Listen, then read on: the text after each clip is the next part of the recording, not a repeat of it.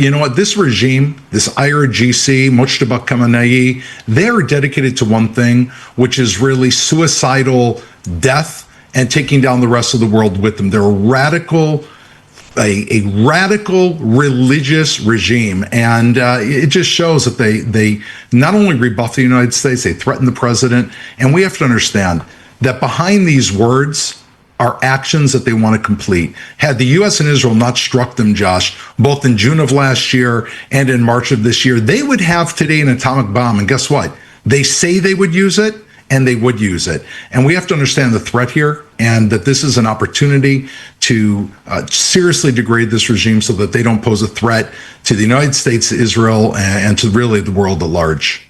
And what you're looking at is some of the video there that was provided by CENTCOM of that 8th straight day of strikes. Of course, much more intense here. They have been intensifying in general, but after you have the death of U.S. service members in Jordan, I mean, of course, they're going to intensify even further. And I wanted to ask you, you touched on this, but as we talk about... Just when it looked like the situation couldn't get any more serious, it has. In our last video, we covered the latest wave of U.S. airstrikes against Iranian military targets after the deadly attack that killed American service members in Jordan. Now, we're seeing those operations expand, new warnings coming from Iran, and officials openly talking about what could happen next.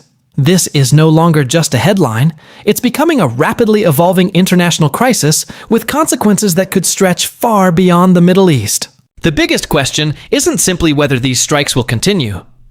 It's whether anyone can prevent this conflict from spiraling into something much larger.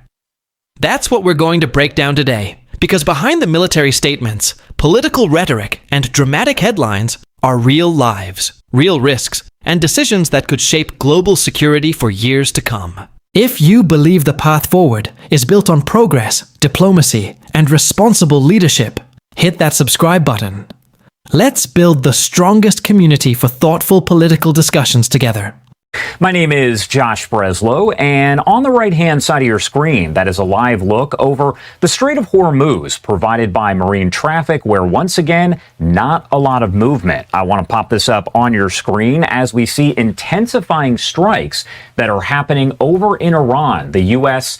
Conducting that 8th day of straight strikes there on Iran, and the strikes intensifying after an attack on a base in Jordan killed 2 American service members, injured 4 others, and left another missing. Popping this up on your screen, this is a post coming in from CENTCOM a short time ago as they say U.S. Central Command completed another round of strikes against Iran on July 18th. That was, of course, Saturday at 11:30 p.m. Eastern Time at the Commander-in-Chief's direction. During the 8th consecutive night of U.S. strikes, CENTCOM forces successfully hit Iranian military coastal surveillance and air defense facilities, maritime capabilities, and missile and drone storage sites to continue degrading Iranian military capabilities. American military assets also targeted Islamic Revolutionary Guard Corps forces that launched attacks against U.S. service members in Jordan on Saturday. Now, in a statement read out on Iranian state TV and attributed to Iran's supreme leader Mojtaba Khamenei, he warned of, quote, unforgettable lessons if these U.S. strikes on Iran continue, calling President Trump's signature on their memorandum of understanding, quote, worthless and invalid. Now, it's also important to note, though, that it is Iran that is firing on those ships in the Strait of Hormuz. Now, U.S. Central Command initially putting this out, saying that Saturday, 2 U.S. service members in Jordan were killed in action as CENTCOM and partner forces defended against Iranian ballistic missile and drone attacks. Now, of course, we are waiting to learn a little bit more about those service members who lost their lives as they were fighting for this country. Now, the statement was said to be from Mojtaba Khamenei, the one I read a short time ago, but it's important to note that he has not been seen or heard from since the U.S. strike that killed his father at the start of Operation Epic Fury. He also posted this on his social media page, his X page there, saying, the great Satan, the criminal U.S., has now realized that the continuation of its trouble-free, domineering presence in the region is nothing but a naive fantasy. Again, you can see a lot of different developments coming in out of the Middle East as always. I want to bring in Doron Spielman, the incoming international spokesman for Prime Minister Netanyahu's office, to talk a little bit more here about all of this, those developments and more. Doron, thank you so much for taking the time to be here with us. Thanks for having me, Josh. And of course, I want to start by talking about the situation that played out on Saturday, really into Friday there, as we know that 2 U.S. service members were killed as a result of that strike that took place on a base in Jordan. Of course, you are in Israel. When you hear something like this happening, you find out that U.S. service members have died. What's kind of going through your mind as you're watching all of this play out? I can tell you personally, and I think I speak on behalf of the people of Israel, we look at the U.S. as our number one ally, brothers and sisters in arms. I was very saddened to hear about the loss of U.S. servicemen's life. The U.S., like Israel, at the end of the day, are trying to defeat a massive terror regime that is trying to arm itself with nuclear weapons, the regime of Iran. And when we see Iran firing rockets all over the Middle East, at Bahrain, at Kuwait, at Jordan, it's like a madman with a machine gun that's just shooting in every single direction. And my heart goes out to those families. We've lost, just in Lebanon alone, with the Hezbollah, which is a terror proxy of Iran, we've lost 38 of our own servicemen and women, and not to mention our civilians. And, you know, if Iran had the capability to target U.S. civilians, there's no doubt it would be doing so. But these 2 gentlemen, whose names we don't yet know, fell on the line of duty in the historic, really, mission to try to prevent Iran from destroying the Middle East and much of the world. On that same note here, we have this post, and I want to keep mentioning here that we have not seen Mojtaba Hamani. We have not heard his voice. We've just had statements that are being read there on Iranian state TV that are attributed to him. Not even clear if he's running his X page, but he called the U.S. the Great Satan. He's referred to Israel by a lot of names as well. To read something like this, what does that say to you about maybe where things stand right now? Well, you know, the apple doesn't fall far from the tree. His father, Eli Khamenei, has been calling for decades the United States the Great Satan, and Israel the Little Satan. They've been burning American and Israeli flags the entire time. They've been threatening Israel. They've been calling for the destruction of Israel. And it's not without Mojtaba Khamenei's approval that there was that massive poster in the middle of Tehran that called for the targeting of President Trump. I mean, look at these people. These are the people that President Trump reached out to with an olive branch, offering them, even despite all the evil that they've done to the world, offering to rebuild their economy, offering them to have infrastructure projects, have a new Middle East, have peace with Israel. But you know what? This regime, this IRGC, Mojtaba Khamenei, they are dedicated to one thing, which is really suicidal death and taking down the rest of the world with them. They're a radical religious regime, and it just shows that they not only rebuff the United States, they threaten the president. And we have to understand that behind these words are actions that they want to complete. Had the U.S. and Israel not struck them, Josh, both in June of last year and in March of this year, they would have today an atomic bomb. And guess what? They say they would use it, and they would use it. And we have to understand the threat here, and that this is an opportunity to seriously degrade this regime so that they don't pose a threat to the United States, Israel, and to really the world at large. And what you're looking at is some of the video there that was provided by CENTCOM of that 8th straight day of strikes. Of course, much more intense here. They have been intensifying in general, but after you have the death of U.S. service members in Jordan, I mean, of course, they're going to intensify even further. And I wanted to ask you, you touched on this, but as we talk about the fact that Iran isn't just firing on U.S. troops. You're seeing these missiles, drones that are fired into places like Bahrain, Kuwait, Jordan, as we mentioned, Iraq. What does that say about the fact that Iran is firing at these other Arab Gulf nations there, which are their neighbors? Yeah, they really have no allegiance, including to their Arab and their or Muslim brothers, certainly not to Israel. What they really are about is a tyrannical regime, and they know what their pressure points are. Their pressure points are striking civilians. Every single death that happened inside the state of Israel from Iranian bombs, every single one of them were civilians. Entire families were eliminated. We all took cover when you'd hear these sirens. You don't know if you and your family, if that's going to be the last minute, because they're aiming for civilians. They struck hotels in the UAE. They struck hotels of their best friends. And this really has to show us that Iran, it's not an Arab problem. It's not a Jewish problem. It's not only a U.S. problem. It is a serious problem that wants to arm itself with an atomic weapon, which is why Prime Minister Netanyahu and President Trump have agreed from the beginning. If it can be done diplomatically, great. But deal or no deal, under no circumstances, there will not be a nuclear Iran. As we kind of look to see what happens next, do we know if Prime Minister Netanyahu is going to be visiting here in the U.S. to meet with President Trump? He's had several meetings with Trump since Trump began his second term. They've met in the U.S. Is there a meeting that's planned for the near future here? First of all, I don't think in the history of the two countries have there ever been more meetings and more phone calls. The two heads of state speak at least once a week, if not more. At times during the war, the prime minister had mentioned that they were speaking on a daily basis, and they've met, numerous times. And yes, the president did extend an invitation, and I believe that they're working out the details. But what it really shows you is that there's no daylight whatsoever between the U.S. and Israel. A lot of times there are these allegations that one is pulling the other. It's ridiculous. The two are coordinated. The United States knows that its greatest ally in the entire world, the most loyal ally that's tried and tested, is Israel. And Israel knows that the United States is our greatest ally. And I think that we can look at this, and the world should be looking at this, as two countries, vastly different sizes, but united in terms of really morals and values, are standing up to evil.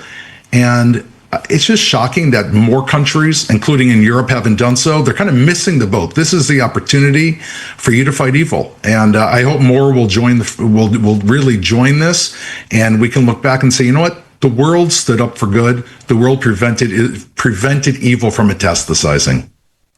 And right now we are running a poll there on the bottom of your screen. All you have to do is scan that QR code on the bottom right or go to livenowfox.com/connect and hit the Vote Now tab. The question, pretty simple here. Should the U.S. continue strikes on Iran? Your options, yes or no. And of course, we're asking this in the wake of those service members being killed in that attack over in Jordan. These are all going to come in real time, and also need to get your take here. Where does Israel kind of stand overall when it comes to whether or not these strikes should continue?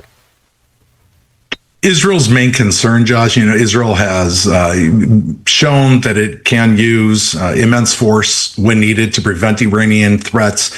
Iran posed before both the June campaign and this campaign an existential threat to the state of Israel. All of those massive, 2,000-pound ballistic missiles that slammed into homes and killed people. Iran wants to arm them with nuclear devices and atomic bombs. And Israel has said, and Prime Minister Netanyahu said from the very beginning, and the Israeli people are united, we're not going to wait till that, God forbid, nuclear weapon is in the air before we act. The president and the prime minister both agree Iran will not have nuclear weapons, and Israel's not only willing, it will take whatever steps necessary to make sure that doesn't happen. What are you watching for here as we continue to follow all the developments out of the Middle East? As I mentioned, so much happening pretty much on an hourly basis. Things have definitely picked up here over the past week, or even longer than a week at this point. What are you specifically watching for? Look, Israel's under very tight security right now. We are aware, it's been in the news, that Iran at any moment does have the capability and the willingness to try to strike Israeli citizens. But, what I'm looking for is, I guess maybe it's a little bit of hope, a little light at the end of the tunnel, that at some point, someone in Iran, someone in charge will decide that they really want to act for the future of those people, re-engage the United States in diplomatic negotiations. Again, the Prime Minister of Israel said, Prime Minister Netanyahu said, we prefer that this be done in a diplomatic way. Certainly, President Trump has tried, but you know what? it doesn't look like it's going to work because Iran, they lie, they cheat, they manipulate, and their track record really shows, unfortunately, that a piece of paper means nothing to them. And so what we see is the United States willing to use force, and with some dangerous terror entities, force is the only thing that they understand, and it looks that that is the path that Iran has chosen. That brings up a good point here, because even if Iran were to sign a memorandum of understanding, even a peace deal that puts an end to all of this, does that really mean anything? Does that signature from Mushtaba Khamenei, from the IRGC, whoever signs it, does that actually mean anything? Well, I mean, they signed an MOU just a few months ago, and today they targeted and killed 2 U.S. servicemen. They've shot thousands of weapons and rockets throughout the Middle East. They've been funding their proxies. They've been giving orders to the Houthis to target ships. And you know what? On the most basic level, they've been attacking this entire time civilian shipping through the Strait of Hormuz, an international waterway that could be used to profit the Iranian people, opening that waterway and, offering, like any normal country would do, offloading and unloading, ways to enable their petrochemicals to reach the world. But instead of doing that, they see it as an opportunity to choke the world and to blackmail the world. And, it's something that should not be tolerated. And President Trump just shows, he gave them a chance. He's given them a chance. I'm sure he really hoped that this could be done in a diplomatic way, but we see that when he sees that's not happening, he's going to protect American interests using force. And I think it sends a very important lesson.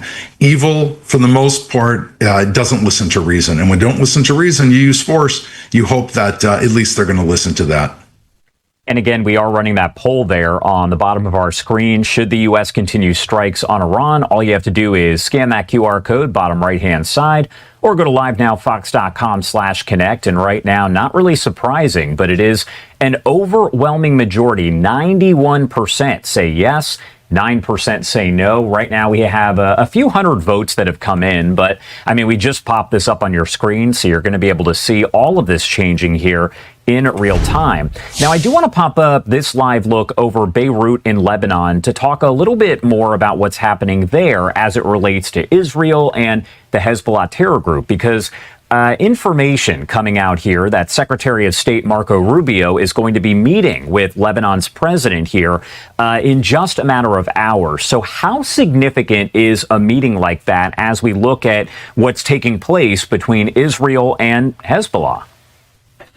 This is a historic time for Israel and Lebanon. I think we're all very thankful to President Trump for working with the Prime Minister and also with the President of Lebanon in order to sign what's called the tripartite agreement. This is the first time that Lebanon has recognized Israeli sovereignty in over 45 years.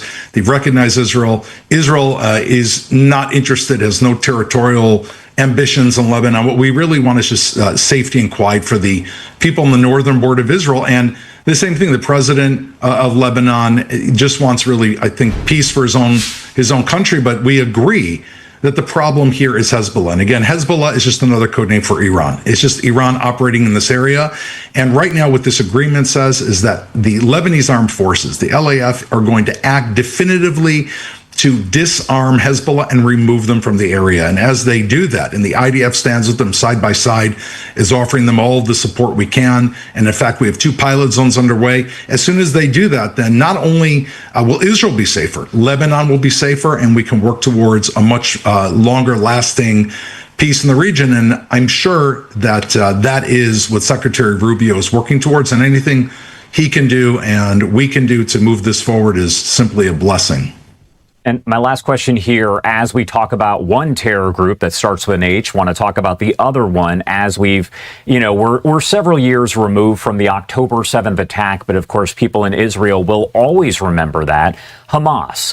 I want to ask where things kind of stand between Israel and Hamas, because there were reports that started to circulate that there could be about 20,000 to 25,000 Hamas fighters that now exist, that are now there. And I know that's fairly similar to the number that existed prior to October 7th. Can you kind of break down where things stand right now between Israel and Hamas there in Gaza?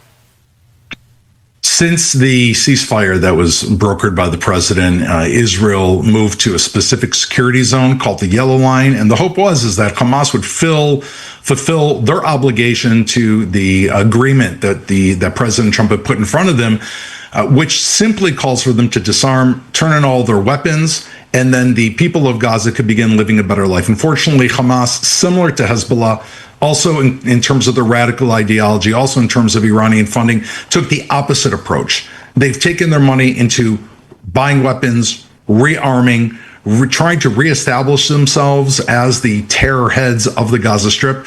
And from Israel's perspective, and as you mentioned, we can't allow that to happen again. We cannot allow, if there's any lesson from October 7th, to have a suicidal, murderous terror regime on our border that not only says that they want to kill innocent people, they came into our borders, they raped and killed people, they burnt babies alive. Just the other day, I was in a restaurant and there was a hostage that had been released that walked by and everyone outside and clapped for them. I mean, it's so raw. We all know someone who was either killed or taken hostage, and Israel's not going to allow that to happen again. And so our first priority is to protect the Israeli people.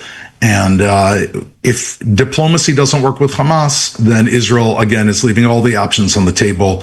We've continued targeting key leaders that were posing an imminent threat, and we're hoping that the U.S. and the international community are going to pressure Hamas, pressure Iran to lay down their arms, and so that we can open up a new chapter for the history of Israel, Gaza, Lebanon, and the Middle East.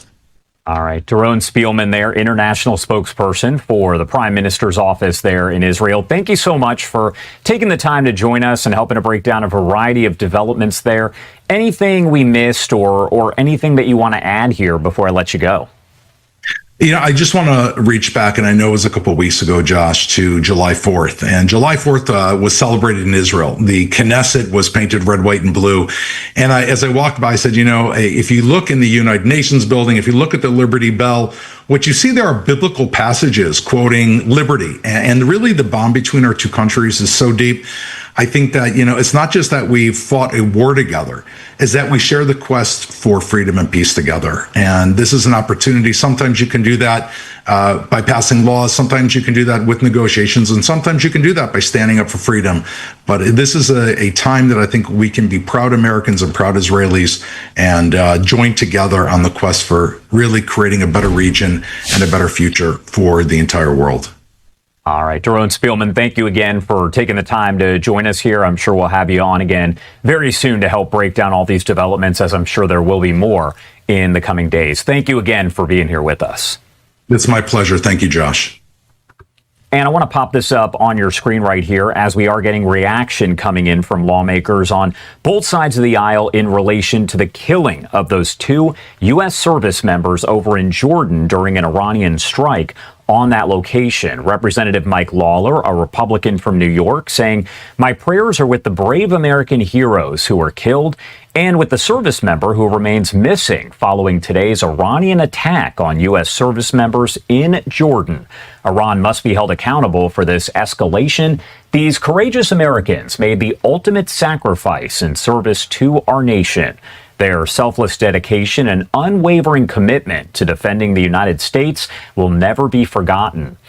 He and his wife extend our deepest condolences to their families, loved ones, and fellow service members during this difficult time.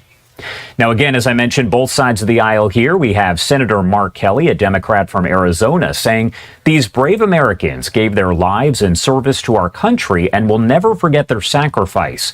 I'm praying for the other service members who are missing or injured and for the safety of our troops. Representative Mark Alford, Republican from Missouri, we mourn the loss of two American heroes killed while defending our forces against Iranian-backed attacks, and we are praying for the safe return of the service member still missing. This is a stark reminder of the threats our troops face every day. America must stand strong, support our military without hesitation, and hold our enemies accountable. Leslie and I pray with the families, the injured, and every single service member standing watch today.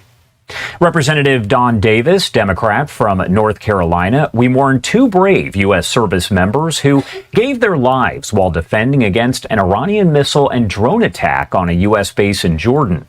Our hearts are with the families, loved ones, and fellow service members of the fallen and missing, and with every member of our armed forces serving around the world. May God comfort those who grieve, watch over those who stand in harm's way, grant strength to all who serve, and continue to bless the United States of America. Again, this reaction coming in from all sides of the aisle here as we continue to follow the latest and work to learn more about those brave two U.S. service members who died and the one at this point who still remains missing. There on the bottom of your screen, we do have that poll question for you. You just got to scan that QR code on the bottom right-hand side of your screen, and it'll take you to livenowfox.com/connect and a page called Vote Now. Essentially, should the U.S. continue strikes on Iran? An overwhelming 92% of you out there say yes, and just 8% say no. And I'm looking right now to see exactly how many people have voted. There's about 400 or so votes, so make sure to have your voice heard here, as there are about 50,000 people watching us right now. Want to make sure you have a chance to scan that QR code or go to livenowfox.com/connect. Watching this interview, one thing stands out above everything else. The military operations are clearly intensifying, but the political questions are becoming even more complicated. The discussion focused heavily on military strength, alliances, and deterrence. But history has shown that military action alone rarely resolves conflicts this complex.